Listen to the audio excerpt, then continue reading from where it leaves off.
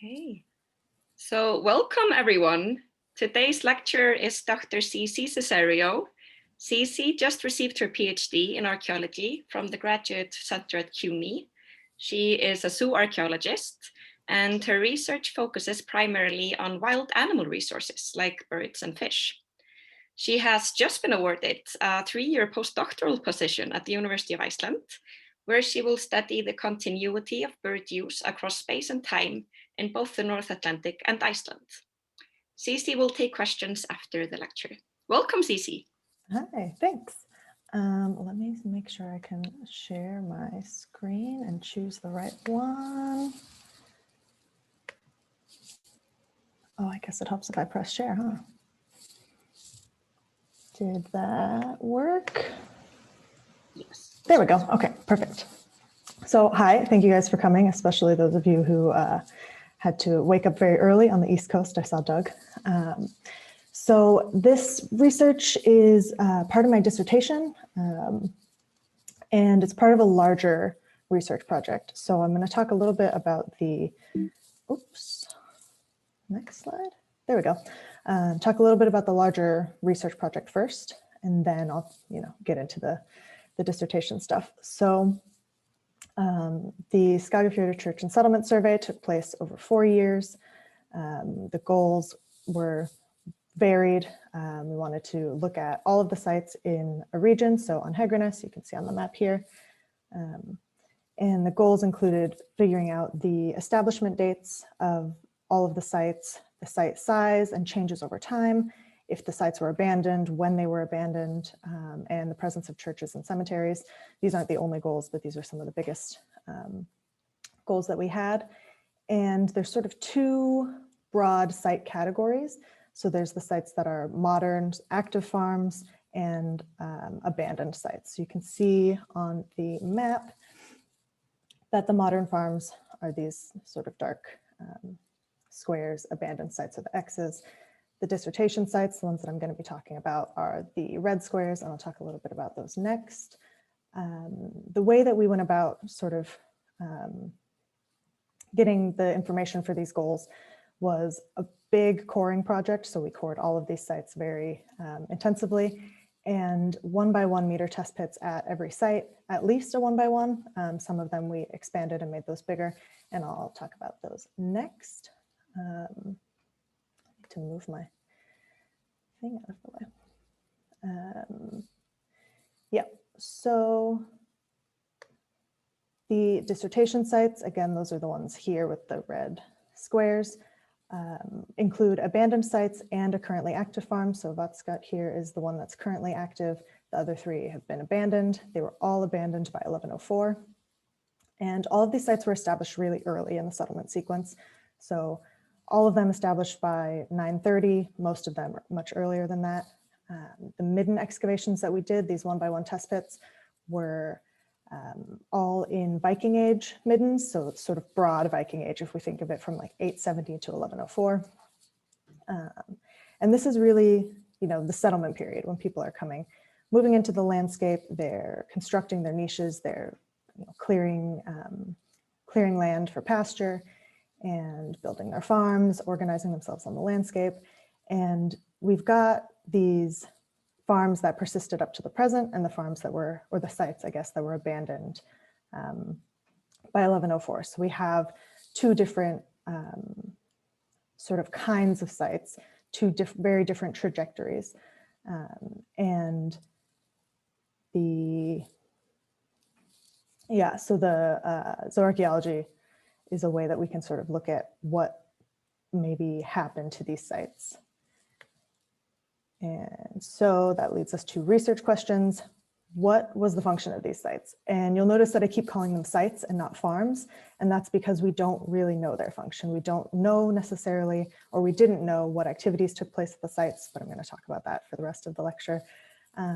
And sort of what their purpose was, what they meant for the settlement landscape, what they meant in a social, political, economic sense, how they integrated with this broader society during sort of the settlement period, and also why were some sites abandoned and others were not. So I have 3 abandoned sites and one not abandoned site, one site that's currently still active, still a farm. And so sort of wondering why, so why these sites were abandoned, but some weren't. Were they meant to be part of a larger farm system? Were they meant to be independent farms, independent sites that could support themselves? Did they play like a very specific role in society that was no longer necessary after 1104, after sort of the landscape has been domesticated sufficiently and people have figured out what they want to do and how they're going to run their farms? Maybe these sites weren't useful anymore. So using zooarchaeology, we can at least get some of these answers or start to get at some of these answers. Obviously, we can't get all of them. But yep, so I'm going to keep calling them sites or dwelling sites rather than farms because we don't really know. But looking at the zooarchaeology, they're doing farming types of activities. So farming includes agriculture and animal husbandry, and it's sort of based on this Norwegian model. We see in Norway that cattle are really important. They provide status. Caprines, that's sheep and goats, are also very important. They might be even more important than cattle in terms of the sorts of products you can get from them. And then we get some other domesticates. We get horses and pigs in a mix. And then we get wild animals that are meant to be kind of a supplement. So the farming strategy is meant to focus on domesticates, in addition to cereal agriculture. And we see this, we see this in Iceland. So we see that when people come here and they're setting up their farms, they're doing the same thing as they were in Norway. So mostly cattle and caprines. So in here, that's the blue and the orange. And caprines, again, sheep and goats are the orange here. That makes up the most, the highest percentage of the domesticates. And then cattle and everything else is filled in with horses and pigs. So the farming model seems like it's been implemented the same way across Iceland. The mix of domesticates that's kept, it's generally the same across regions, across sites of different sizes, different status. And you'll see on the graph here, all of these sites are in the north of Iceland. That's just because that's what I had really easy access to that data. But these patterns hold throughout Iceland. So yeah, it's pretty clear that caprines are the most common of the domesticates, followed by cattle. And it doesn't seem to matter where you are or how big your site is or how important your site is. Or your farm or whatever. Everyone's doing basically the same thing. And I've run some statistics on this and none of this is statistically different. So these differences are all within a range that everyone's doing basically the same thing. So if you're looking at just the mix of domesticates, the Hegranes sites, which are here in this red box, look like everyone else. They're doing basically the same thing, but, oops, I keep pressing the wrong button. But if you look at the whole assemblage, so the entire zooarchaeological assemblage, the domesticates, the fish, the birds, you get a very different picture. So I calculated just a simple wild to domestic ratio. So the higher the ratio, the more wild animals you're seeing. In this case, it's mostly fish and birds, but it can include sea mammals and mollusks as well. You can see these other sites. These are the same sites that we saw on the graph in the last slide, are very, very different from the Hegranes sites. These have a much higher ratio of wild animals, and the Hegranes sites have 60 to 80% of their assemblage made up of wild resources, which is very, very different from what everyone else is doing. So even though they're doing the same thing with the domesticates that they do have, the actual mix of animals that they have is much more focused on wild resources. So you can see that this is a little bit different. Some of these sites sort of fall in the lower end of the range of the Hegranes sites, but they're very, these sites are very unusual. So I want to take a closer look at the wild resources. So fish make up the majority of the wild resources at these sites. And you can see on the graph here, fish are the blue. In most cases, fish are, over 70% of the sites on Hegranes. There's a few times where they're just a little bit over 50%. And this is actually broken down by phase. So sort of early Viking Age and late Viking Age, when the other graphs weren't broken down that way. But yeah, it doesn't change if you sort of combine them. There's still way more fish than there are mammals. So there's two sorts of ways that people could be using fish, especially in the early period, as just a subsistence food. So people are just going fishing and they're eating the fresh fish at their site or at their farm, within their household. They're not going to be super picky about what species of fish they're eating. And it's meant to be more of a supplement to your domesticate focused diet. So you're still focused on your farm animals, but eating some fish. And then there's also trade. And this is more likely to be dried fish, right? You can actually, if you dry the fish, they last a lot longer. They can move further in between sites from the coast to inland. This is mostly going to happen within Iceland, especially in the Viking Age. Obviously, later on we get stockfish trade and major export. But in the early times, this is really just circulating within Iceland and mostly from coastal sites to inland sites. And they might be exchanging goods. So some of the coastal sites might actually be getting agricultural products from the inland sites. And this is not an unknown strategy. So they're already doing this in Norway, at least from the Iron Age. So people are already, they're drying fish, they're trading them, they're moving around within the country. So these are two sorts of ways that people could be using fishing in early Iceland to supplement their diet or supplement their diet or be a trade good. And here's my mouse. The Hegranes sites, again, these ones in the red boxes, have way more fish than you would expect if this was just a subsistence, if people are just fishing and eating fish. So there we go. We can talk about dried fish production. So making this trade good. And there's 5 kind of signatures, at least 5, the 5 that I'm going to talk about, signatures for production of dried fish. And you can't really use just one of these. You have to sort of take them all as a whole to actually be able to say people are making a dried fish product and they're moving it, from the production site somewhere else for someone else to consume. So first, if you're focusing on a very specific species, most of the time this is going to be cod. You don't usually focus on a specific species if you're just catching fish to eat yourself, generally. Also for production of dried fish, you're going to see more heads than tails in your zooarchaeological collection. This is because the heads are removed. So you cut off the head and then you dry the body in some way. So you'll see more bones from the head than you would from the rest of the body. So heads here and tails or the vertebrae here.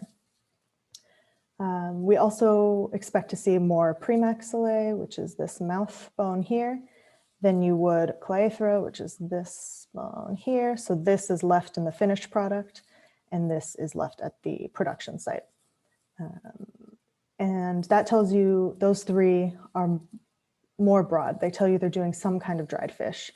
But if you want to know if people are making fish that are dried in the round, like stockfish, or if they're making flat dried fish, we can look at specific vertebrae and the body size. So thinking about all of these signatures, we can see that on the Hegranes sites, they're actually making flat dried fish. So they have all the signatures of production. There's mostly cod. There are some other fish in the cod family, but it's mostly cod, mostly head bones, way more premaxillae than cleithra, right? So that's the mouth part versus the bone that ends up here. We're seeing all of those signatures, and the reason we know it's flat dried fish, because the vertebrae are mostly the thoracic and precaudal. So those are the ones at sort of the front end of the fish. They would be here. And those usually fall out because you're cutting the fish down the middle. These are more likely to fall out. And then the tail vertebrae stay in the finished product. So these vertebrae would move to wherever the ultimate consumption site is. And we can also measure some bones and figure out the size of the fish when it was alive. So by doing that, most of them seem to fall into this flat dried fish window. This sort of transparent-ish yellow line is the average of all the sites. We do have a peak here in the round dried fish window, but that's probably just because it's from the site here with only 12 12 bones. So it might just be sort of an artifact of that smaller sample size. But the average puts them all pretty solidly in this flat dried category. So the size of the fish determines how well you're going to be able to dry it and which product you can turn it into. So smaller fish are generally better to dry flat. So the sites are making flat dried fish. This means that whatever they are producing, they're not consuming. So they're putting all this effort into collecting fish, going out, doing the fishing, processing all these fish, and they're not actually getting to consume that product. So this is sort of gets at one of our research questions about the function of these sites and if they were independent or if they were actually supporting someone else. They may have been supporting other sites by making these dried fish and sending them away. They could be getting something in return, but this major production effort for another site, for them to not consume it is very interesting. And we don't really see this at any other sites with also farming signatures early in the Viking Age. So we do have evidence of fishing stations like Hegranes, but that's a very specific kind of site. It's a very specific fishing station, whereas these guys seem to be doing a little bit more. They do have some farming kind of activities happening. And so fish and birds are also very common of the wild resources. We also have some sea mammals and some mollusks, as I think I've said, but those are less common than the fish and the birds. So for the birds, there's also a very interesting pattern at these sites that this is the first time we're seeing this pattern in the Viking Age in Iceland. So most of the birds are seasonally available seabirds like puffin and guillemot. And these are only available in the summer, or they're easiest to get in the summer. And they're represented primarily by wing bones. So you can see pictures here. These are wing bones from guillemot, and these are the bones that we're talking about. We're talking about the wing bones. So this tells us something about, the time that the sites were occupied. None of them were seasonally occupied, but clearly people are there in the summer. That this is sort of the first time we're actually seeing this pattern in Iceland is really interesting. And how do I get to the next slide? There we go. We also see this pattern in the North Atlantic at other sites. So the pattern of too many wing bones is, it's been recorded in the Hebrides and in the Faroes, also at Norse sites, and even a little bit earlier in the Iron Age in the Hebrides. And the studies that talk about this talk about the overrepresentation of bird wings being just because of primary carcass processing. So the wings, especially like puffin, don't really have a lot of meat. So you would just cut them off and discard them because they're not going to be as useful. And also you can get really good feathers from them. So that's another potential reason that they've suggested that there could be these too many wings. We see this at the sites on Hegranes as well, possibly primary carcass processing, possibly feather collection.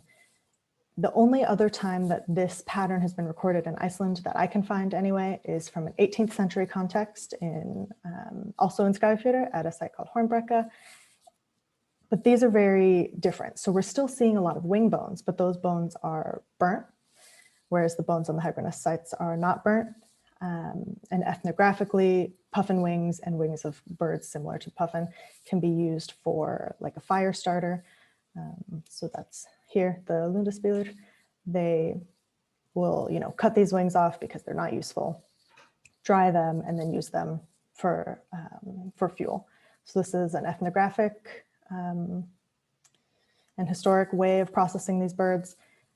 But they also usually cut off the legs and the head and the backbone at the same time, because really, especially with puffin, only the breast is useful meat, according to the historic sources anyway. And we're not seeing any of these bones at the Hegranes sites. So I'm still thinking that they're mostly primary carcass processing and something else is going on to make the legs and the rest of the body be completely missing. Maybe the wings are cut off and the whole bird is preserved in some other way, so we don't get those bones in the midden. But we're seeing cultural continuity. So we see from the Hebrides to the Faroes to Iceland that bird wings are overrepresented, and especially wings of puffin and birds like the puffin, so birds in the same family. So very, very interesting and weirdly specialized. Still not 100% sure what it means, but it is something that we see sort of going across the North Atlantic and potentially even up, from the Viking Age through at least the early modern sort of period, but maybe different reasons for the wings being used. So some conclusions from this. The Hegranes sites are unique, at least in terms of the way they're using animals and just really the sheer number of wild resources. So 60 to 80% of the assemblage being made up of wild resources is pretty uncommon. We don't see this very often. And when you do, it's generally at a site that is specialized. So a site that is a fishing station right on the coast. These are not directly on the coast. They're not that far away, but they're not directly on the coast. And most other sites seem to have a more equal split between their domestic resources, their livestock, and wild animal resources. So the pattern of animal use is interesting, more wild resources. They're making flat-dried fish and sending it somewhere else for someone else to consume. They're doing something with bird bones or with bird wings.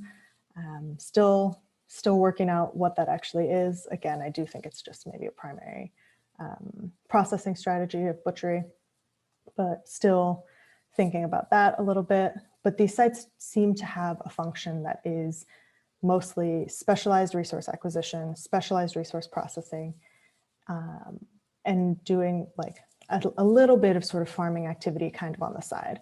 So they're focusing on activities that aren't actually farming. So it's maybe suggests that they're not really able to support themselves, at least through traditional means. And that maybe they're more of a site that's connected to a larger farm system. So one of the bigger farms might send people out. Think of this as maybe an outpost or just a special site where people go and you hang out here and you do the fish stuff and the bird stuff, and they have a couple cows and a couple sheep to keep them going. Possibly these sites they're not really useful anymore after people have fully settled the landscape, have decided where their farms are going to be, have cleared the land that they need for grazing. And maybe that's why some of them disappear around 1104.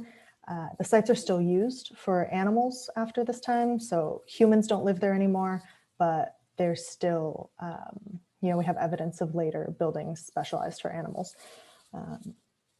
So the sites aren't abandoned in the way that no one ever goes there ever again, but people stop living there. So their function seems to be a specialized function, specialized for acquiring specific resources and for processing those resources, and possibly not as being independent farms. Maybe they were, absorbed into the larger farms later. And there are more sites like this. We know of more sites like this. And it's really interesting to sort of think about, we know that settlement and the process of settlement and how people choose where to live and, where to set up their sites. We know that this is different depending on what region you're looking at. So what do these sort of small abandoned sites mean in terms of the settlement process in other regions? This is like a big question that obviously this one region can't answer, but we can sort of start to think about what these smaller sites mean in terms of the settlement process and how people organize themselves on the land. Yeah, I think that's it. Thank you guys.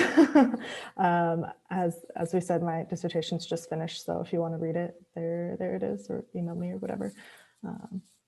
Yeah. Wonderful. Thank you, Ceecee. That was fascinating.